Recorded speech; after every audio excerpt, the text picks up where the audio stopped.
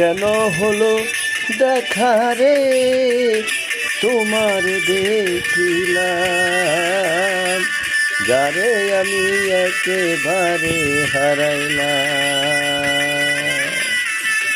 কোন মুখে দাঁড়াইয়া বলবো মনের কথা, কথা শুনে যদি তুমি পাও গো ব্যথা।